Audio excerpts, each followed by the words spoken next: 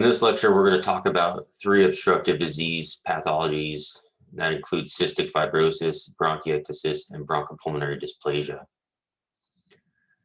For each one of these pathologies, we're going to talk about the pathogenesis and mechanism of the disease, pathophysiological alterations that occur with the disease, how individuals that have the disease present, the chest x-ray of the disease, as well as pathophysiological features that would be apparent on that x-ray that are important for the identification of the specific disease. Gross pathological features. For a lot of them, we'll talk about the clinical lab tests. Then we're going to talk about the prognosis and management of each one of these diseases.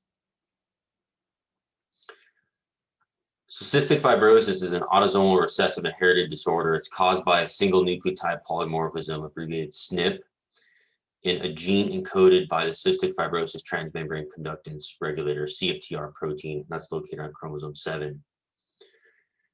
Now, most diseases occur because of environmental exposures. Oftentimes, following that exposure, there's changes in gene regulation that predispose an individual towards a disease pathology. For example, emphysema is oftentimes caused by environmental exposures. And I think most people understand that smoking cigarettes significantly increases your lifetime risk of developing emphysema. In this particular disease, cystic fibrosis, this is one of the few diseases that is almost entirely associated to a genetic mutation, and that is a mutation in the CFTR gene. And so if you inherit this mutation, then more than likely you will develop the disease. And so a lot of treatments and treatment options are really tailored towards trying to adjust the regulation of this protein to allow it to regain its functionality.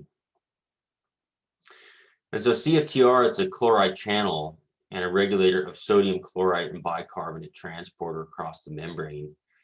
And as we're going to find out in this lecture, that mutation in this chloride channel results in increase in sodium absorption, and that ultimately results in dehydration of the mucous membrane within the lumen of the tracheobronchial tree.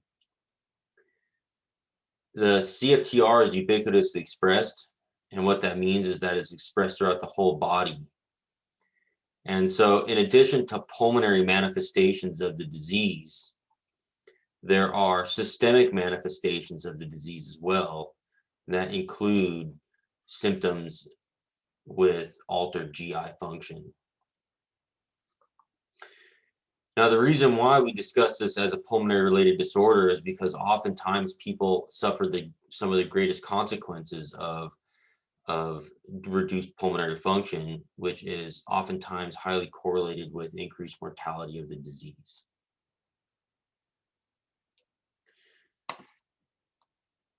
So the mechanism of the disease pathogenesis is as follows.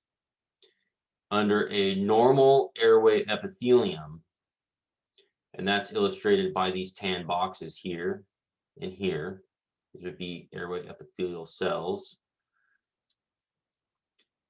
The cystic fibrosis transmembrane conductors, the CFTR protein, operates as a chloride channel to allow chloride movement into the cell.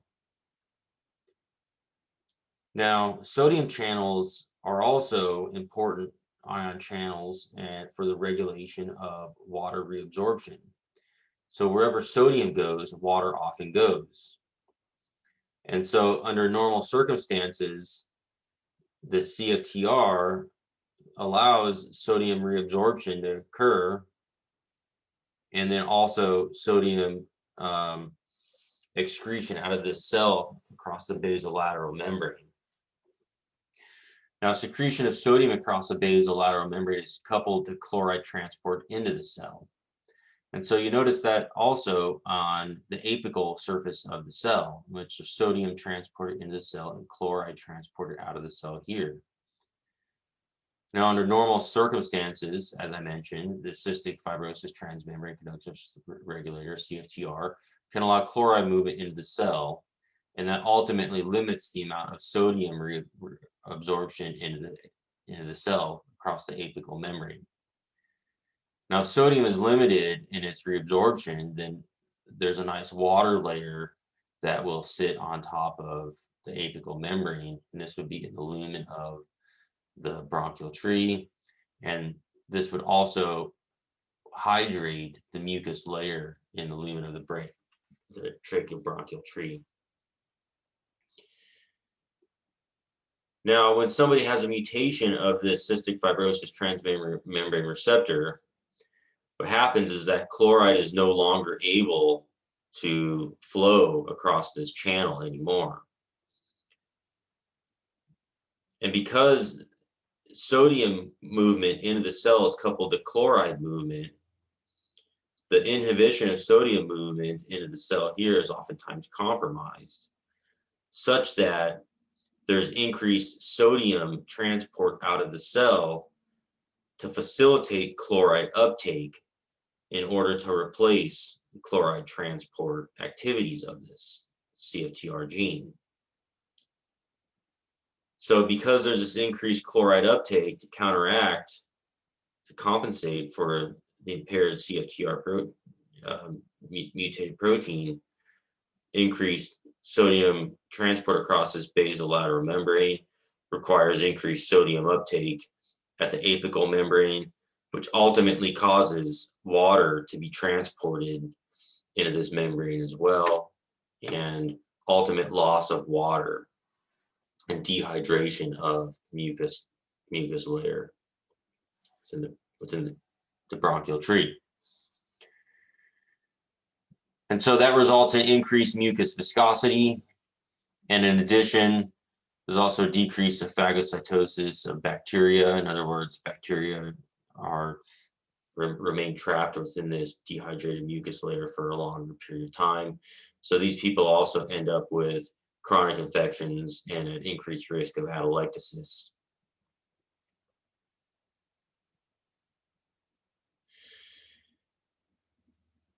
And so the CFTR protein being ubiquitously expressed, when an individual has a mutated CFTR protein, the symptoms associated with impaired chloride uptake and chloride movement and sodium movement across the membrane are oftentimes associated with issues throughout the entire body. And that includes, for example, pancreatic insufficiency, gastrointestinal problems. Issues can also occur within the ethmoidal sinuses themselves. Oftentimes these individuals develop nasal polyps, and also they develop chronic sinus infections. A lot of times they'll have pancreatic insufficiencies. They'll have meconium in the distal intestines, and oftentimes obstructions will occur in the intestines themselves.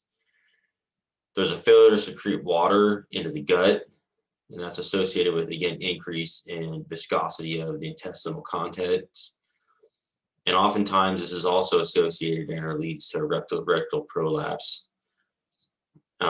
Now, it's also important to point out that although in respiratory therapy, there tends to be a focus on the pulmonary manifestations of the problem, there are related related GI manifestations oftentimes result in poor nutrition.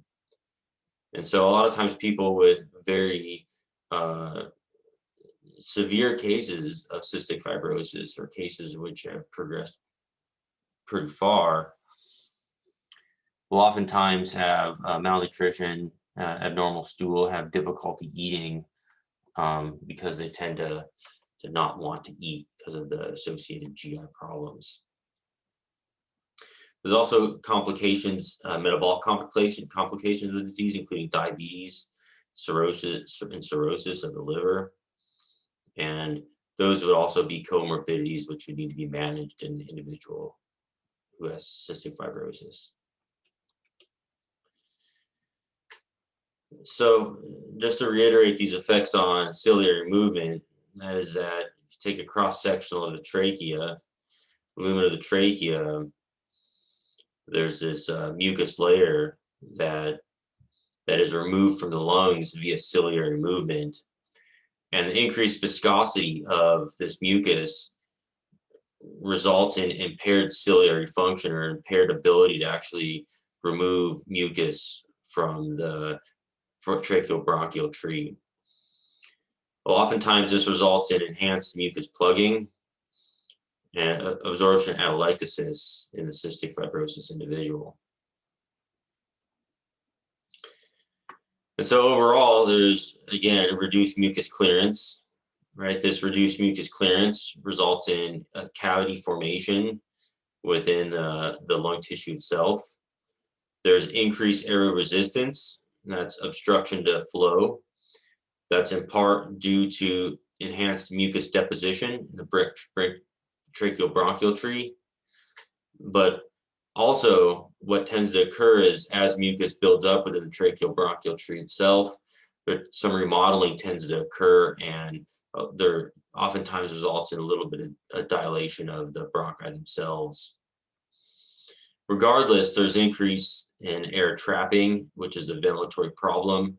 And then there's also the absorption atelectasis issue, and that's a restrictive lung problem. And so, as we know, oftentimes obstructive diseases have components of restrictive and obstructive pathophysiological features to them. The pulmonary manifestations account for the vast majority of deaths, greater than 90% of the deaths. And chronic airway inflammation is associated with increased mast and goblet cell production within this the tracheobronchial tree itself.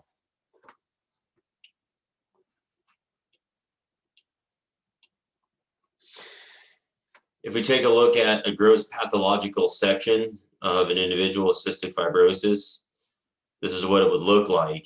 And so right here, this portion of the tissue is the trachea, and then that divides here into the right and left main stem bronchi. And as you can see, there's a little bit of dilation of some of the bronchial divisions within this lung itself. And again, that is in part because of airway remodeling. You can also see this yellow colored tissue, and that's mucus buildup within the lung itself. Again, because of poor clearance, poor mucus clearance through the tracheobronchial tree, but also because of increased goblet cell formation and increased mucus production itself. Oftentimes, this also results in an increase in inflammatory response throughout a lot of the alveolar tissue and absorption atelectasis, or collapse of the lung tissue itself. When that lung tissue collapses, it becomes smaller upon gross pathological inspection. The surface of the lung might also have some of these manifestations, as you can see that this particular lung has some blanching appearance to it, here and here and here. The normal lung tissue will have a reddish coloration to it. And then again, you can see a lot of these pathological changes observed in this particular specimen itself, which you can see a lot of lung cysts that have developed as a result of poor mucus clearance.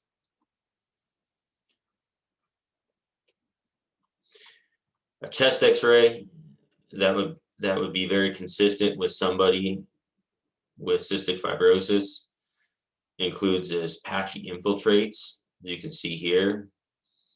Note the non-homogeneity of this lung disease. In addition, you can perhaps observe a little bit of right ventricular hypertrophy, and then you can see the trachea coming down here and split of the carina right here into the right and left main stem bronchi, and then you can see evidence of air bronchogram, which denotes increase in pulmonary resistance.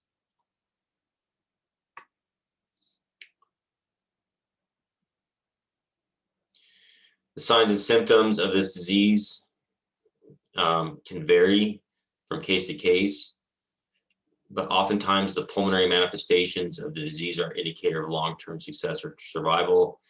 That makes the job of the respiratory therapist particularly important, because management of the pulmonary symptoms is essential to extend life and lifespan in these individuals. They'll have a persistent or recurrent respiratory infections, persistent wheezing, oftentimes they'll have a chronic cough, and frequently they'll have thick sputum and increased sputum production and expectoration. It's commonly associated with several respiratory pathogens, including Staph aureus, Pseudomonas aeruginosus, and Immunophilus influenza. And again, these individuals suffer from chronic pulmonary infections. There's also the presence of a persistently abnormal chest X-ray, and that will usually not change with treatment. And there's also the occasional digital clubbing. Digital clubbing can be the result of chronic hypoxemia, but also there are a number of remodeling pathophysiologies that can lead to digital clubbing independent of hypoxemia.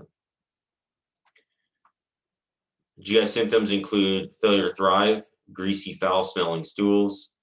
They have a voracious appetite, a very large appetite, and oftentimes they'll have feeding intolerance, particularly as the disease becomes more severe and progresses.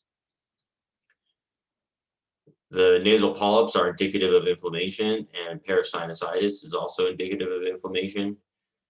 And frequently, people will present with a rectal prolapse. And so this is so commonly associated with cystic fibrosis that any child with a rectal prolapse should automatically be tested for cystic fibrosis. The median age of diagnosis is 6 months. That's usually done with a sweat chloride test, and the sweat chloride test greater than 60 milliequivalents per liter is usually the standard for diagnosis. In addition to this, there's genetic screening for one of two or several cystic fibrosis transmembrane receptor mutations. Within this gene itself, somebody only needs to inherit a mutation that reduces the function of the protein. And so there are a number of single nucleotide polymorphisms or DNA deletions, rearrangements that have been associated with cystic fibrosis. And so even if one single mutation is normal, if somebody has inherited a mutation at a different site of the CFTR gene and that renders it dysfunctional, then somebody will still have inherited cystic fibrosis. There's also clinical evidence for cystic fibrosis. If a sibling has cystic fibrosis, then the other sibling should also be tested because it is an inherited disorder. And changes on the chest X-ray and CT scan are often nonspecific and cannot support a cystic fibrosis diagnosis alone. And the reason why is because those pathophysiological alterations on the chest X-ray could be explained by other diseases, including ARDS. And so an interpretation of the chest X-ray should always be placed in context with the signs and symptoms that the individual is experiencing. Prognosis. When cystic fibrosis was first described, the survival was a lifetime survival of those individuals very short. In fact, survival to greater than 1 year of age was not common. But advancements in treatment for the pulmonary manifestations and monitoring pulmonary function have increased the median survival rate from 12 to 14 years in 1985. And today, people can live greater than 35 years with the disease. And therefore, I think this is a good example of how preventative therapy, family education, and early intervention is really important in terms of improving lifespan. So the bottom line is that the earlier the person's diagnosed and treatment started, as long as the signs and symptoms are controlled, the quality and quantity of life can ultimately be prolonged. Treatment includes preventing pulmonary infections, inflammation, and permanent lung damage. Incentive spirometry, right? We want to increase lung recruitment and ventilation through pores of Kahn. We also want to try to increase surfactant production and maintain alveolar patency, reduce inflammation. Hydration and mucolytics to decrease the mucus viscosity and also improve clearance. Corticosteroids can be given to decrease pulmonary inflammation, stabilize mast cell production. Also want to provide antibiotic therapy, particularly since these individuals are going to be at increased risk of infections. Anticholinergic therapy should be administered to inhibit M3 muscarinic receptors. And again, those cause enhanced mucus production. So by inhibiting those, we want to try to inhibit mucus production as much as we can. And bronchodilator therapy. Okay, so now we've discussed cystic fibrosis. Now we're going to move forward and talk about bronchiectasis.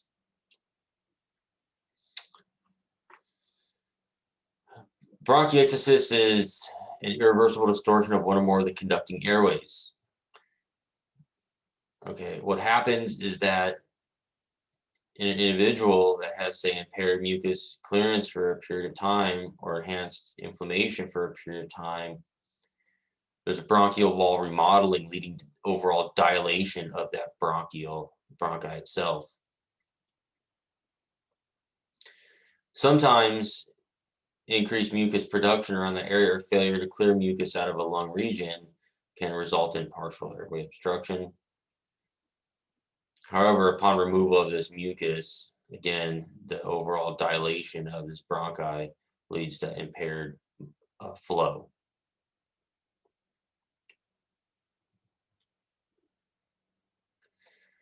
So it can be caused by pockets of infection or inflammation in the bronchi or bronchioles.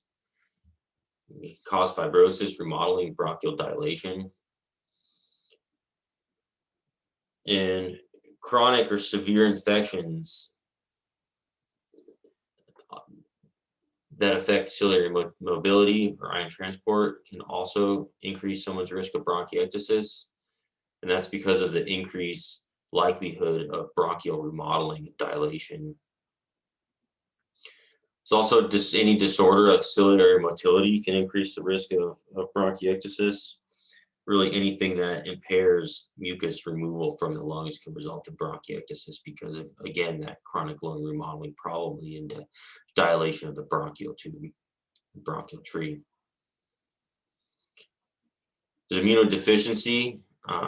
Sometimes if people get recurrent lung infections that are HIV positive, again, that could lead to some bronchial inflammation and dilation of those bronchial trees. There's also genetic conditions like cystic fibrosis or alpha-1 antitrypsin deficiency can predispose individuals to bronchiectasis. And really, again, anything that blocks sputum clearance, a foreign body, a tumor, and so on and so forth, can result in bronchial dilation, particularly around the affected area.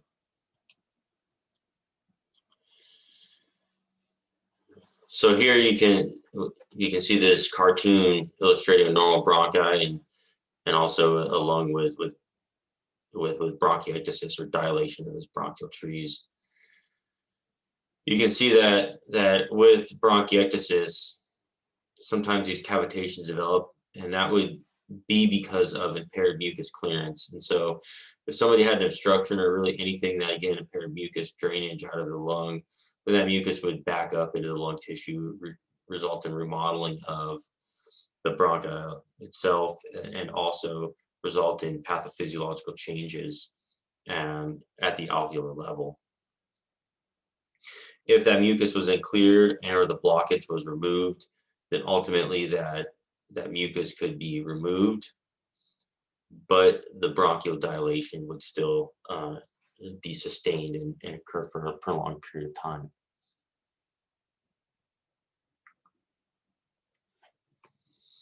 So here you can see the gross pathological features of the disease itself. You can see that here is an example of a dilated bronchi here and here, whereas a normal bronchi is illustrated here. So sometimes these dilations can be localized, or sometimes they can be quite diffuse throughout the lung unit, and it really just depends on whether or not the pathological feature that it caused the bronchiectasis is localized or spread out through more of the lung tissue itself.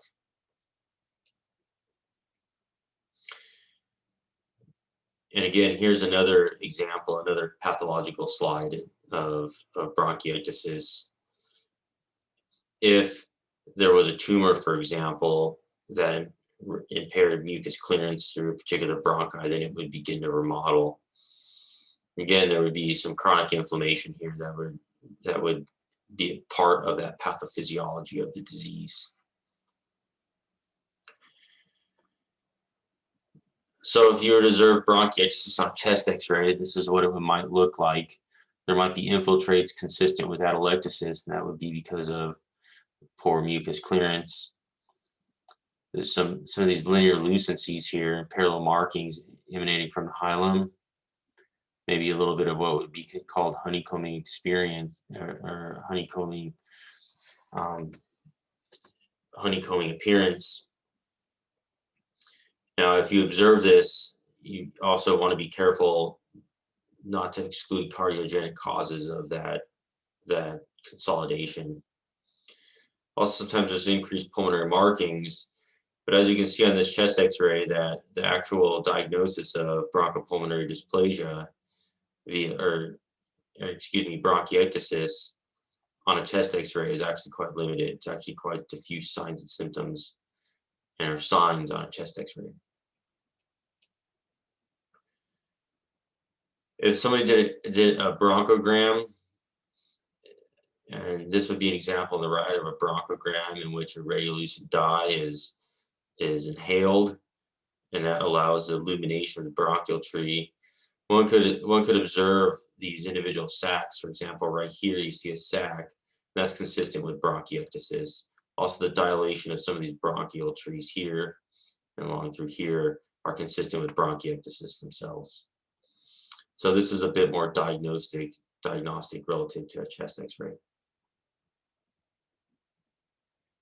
Signs and symptoms include hemoptysis, and that's associated with airway damage, acute recurrent infections, a cough or mucopurulent sputum, could last months to years, dyspnea, pleural chest pain, wheezing, fever, weakness, fatigue, and weight loss, and all of these would be associated with the underlying pathological feature that causes the bronchiectasis itself.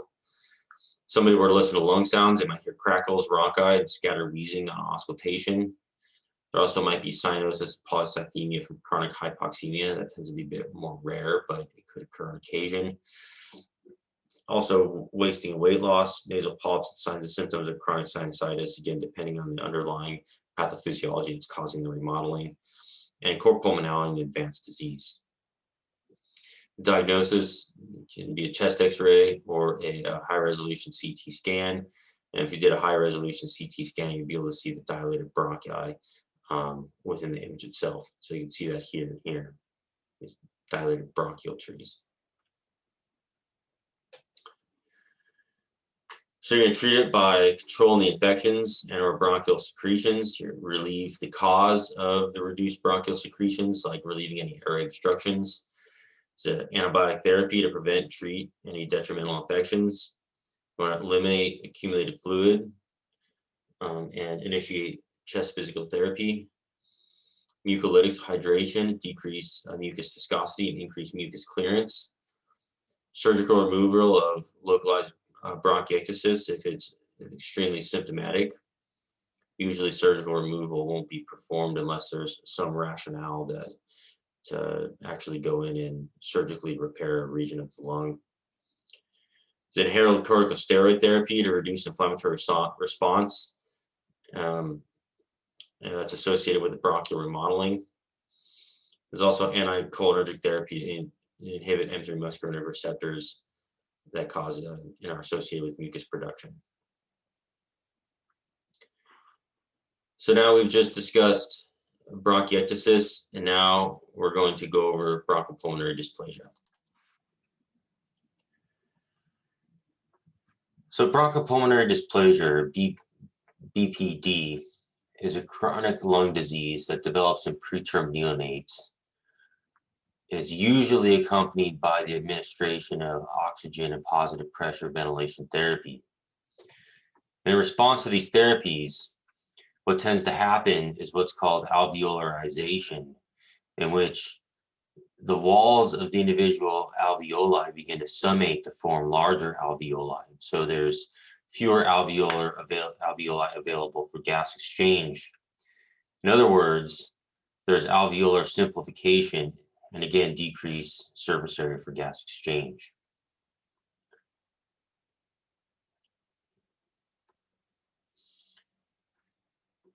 Now, if you compare two lungs, here's the gross lung features of a normal lung and myocardium, and then here's one in which the lung has some pathological features associated with bronchopulmonary dysplasia. You can see that in this lung unit, there's some areas of hyperinflation, and there's the overall surface of this lung is a little bit rougher in appearance compared to this surface of the lung, which is actually quite smooth. And so this pathological finding would be more consistent with bronchopulmonary dysplasia itself. Now, it's important to note that when these alveoli begin to simplify or summate, then there's a reduction in airflow that's associated with that actually enlargement of the alveoli itself. And so oftentimes, again, this disease pathology is characterized by an obstructive disease pathology because there's obstruction to flow and ventilation in these individuals. There's a number of features associated with bronchopulmonary dysplasia and the causes of it. Genetics may or may not play a role, as well as gestational age may or may not play a role. There's maternal inflammatory conditions such as chorioamnionitis. If the mother experiences some inflammatory conditions that affect the neonate and the development of the neonate, then that can oftentimes lead to summation and simplification of the alveoli, resulting bronchopulmonary dysplasia. Also, smoke, secondhand smoke once the infant's born, can oftentimes again lead to bronchopulmonary dysplasia, and sometimes again inflammatory conditions related to smoking in the neonatal environment or prior to the infant actually being born can result in a contribution to bronchopulmonary dysplasia. There's also antenatal corticosteroids. If those are delivered to an infant following delivery, then those tend to have an inhibitory role on the development of bronchopulmonary dysplasia and are actually associated with better outcomes. However, regardless of the various factors, if there's any stimuli that injure the small airways, then especially in the neonatal population during development, then there could be summation and simplification of the alveoli itself. Also, the microvasculature can also be injured during this process, in which case, again, there would be decreased surface area for gas exchange, but also in conjunction with the ventilatory response being limited in regard to actual limitation of airflow to the distal alveolar tissues, there could be some hypercapnia that develops in these infants. So the alveolar vascular development is interrelated, and so oftentimes injury to the alveolar tissue itself can often impair development of the vascular system, and as well as vice versa. And so those are linked during the development and are heavily implicated in the development of bronchopulmonary dysplasia.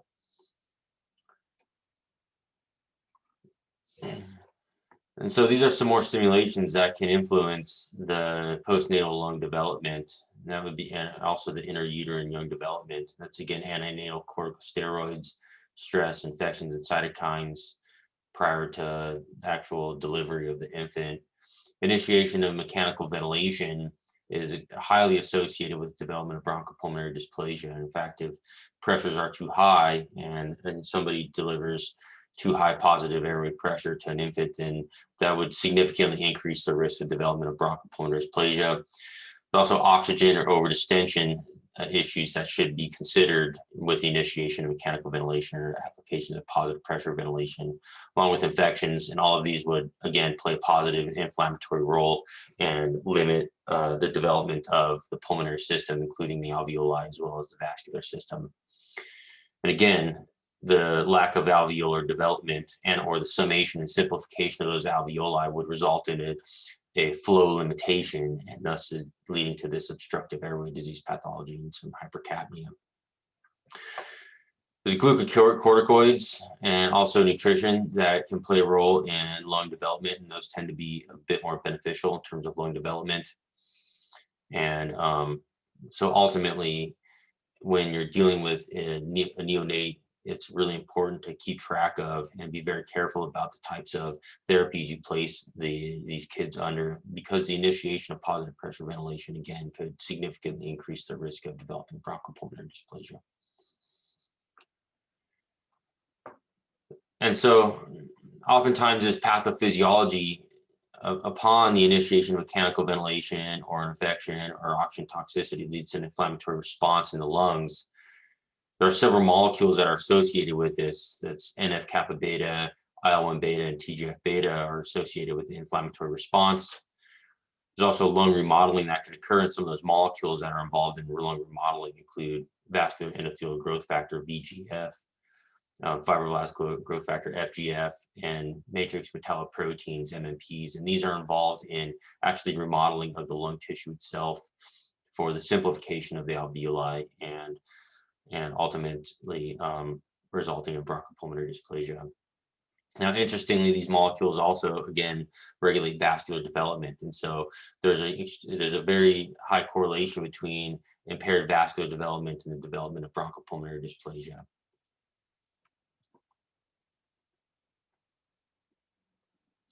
There are several stages of bronchopulmonary dysplasia. The earliest stage occurs a couple of days after birth, in which the radiologic findings of the lungs include a granular pattern, the appearance of air bronchograms, and smaller lung volumes. Somebody might also observe the appearance of hyaline membranes, and that would be consistent with an inflammatory disorder of the alveoli. There's also atelectasis that could occur, and again, that could be associated with an inflammatory state of the alveoli, since inflammation reduces surfactant production, increased alveolar collapse, and appearance of atelectasis. Then shortly after stage 1, about 4 to 10 days after birth, there's some opacification that appears on the chest X-ray. There's also a bit more widespread necrosis of the alveolar epithelium, and also greater appearance of hyaline membranes and atelectasis. Pathophysiologically, some bronchial necrosis might also begin to occur, and that might also be related to the enhanced inflammatory response. From days 10 to 20, there's increase in cytokine production, and actually the cytokine production occurs in the earlier stages as well. It's just that in the later stages, the inflammatory cytokine production becomes more apparent and is a bit more testable. These would also be consistent with the production and observation of interstitial edema and septal thickening. The bronchomucosal will begin to proliferate. That would be consistent with metaplasia and hyperplasia and hypertrophy. Again, so these changes that occur in the later stages are consistent with lung remodeling and the initiation of that airway remodeling process for alveolar simplification. And days after birth, if 30 days after birth or greater, then someone will observe an increased number of cystic-like areas of hyperlucency surrounded by radiodensity on the chest X-ray. And so this might be consistent with more of an ARDS type of finding. And so that would be a differential diagnosis that somebody would want to consider upon observing changes that are also consistent with bronchopulmonary dysplasia. There's also the development of pulmonary hypertension, and that occurs as alveolar ventilation becomes impaired. So does the oxygen at the capillary alveolar membrane. And so it's a normal physiological response of the pulmonary system to redirect blood flow against hypoventilated areas. And as the hypoventilation becomes more systemic throughout the pulmonary vasculature system, then pulmonary hypertension develops, and oftentimes that places a greater strain on the right heart.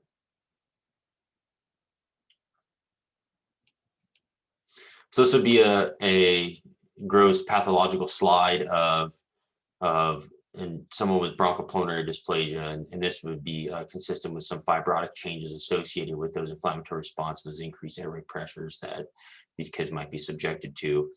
And so under those conditions, if you observe this, if you look at this slide, what you see are some alveolar sections right here, and then you can see this tremendous amount of hyperplasia and hypertrophy of the surrounding alveolar tissue itself.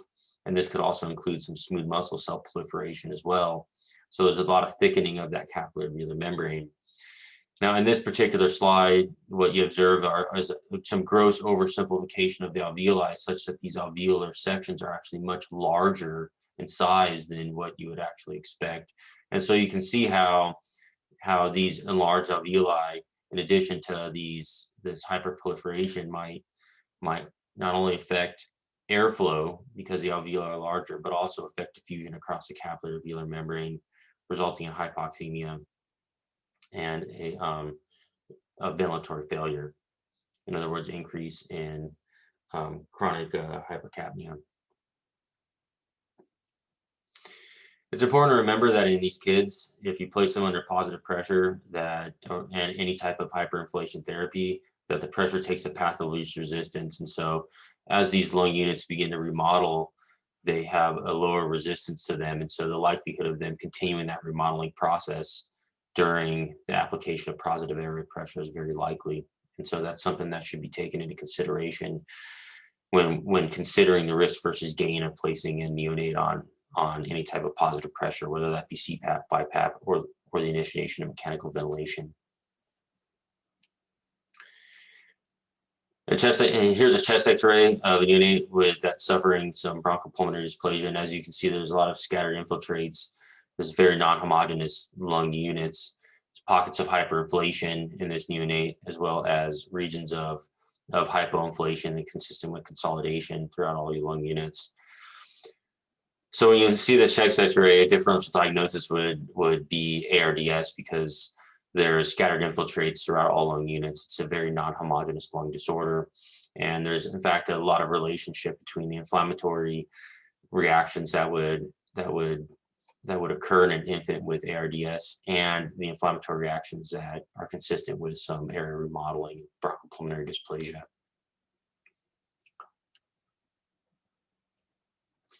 The signs and symptoms can include tachypnea, tachycardia, increased respiratory effort, contractions, nasal flaring, and grunting, frequent desaturations. Often the infants are extremely premature, and in fact, lung development is still occurring. They have a very low birth weight, have a significant weight loss in the first 10 days of life. So oftentimes, the severe prematurity of these infants requires the need for oxygenation and mechanical ventilation very early on. And the application of those modalities significantly increases the risk of an infant's overall development of bronchopulmonary dysplasia, particularly in the first 10 days of life. Diagnosis and ABG often shows hypercapnia, respiratory acidosis, and hypoxia. Can also perform transcutaneous end-tidal CO2 monitoring to measure the CO2 levels. So pulmonary function tests would be consistent with obstructive disease pathology. Chest radiograph might be helpful in monitoring the disease progression, as well as a CT scanner and MRI.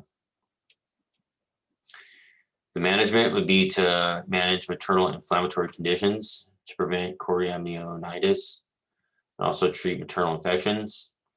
Postnatal would be surfactant replacement, because remember, as this alveoli become inflamed and they begin to remodel, that alveolar inflammation is associated with reduced surfactant production, so surfactant replacement may be helpful in this context.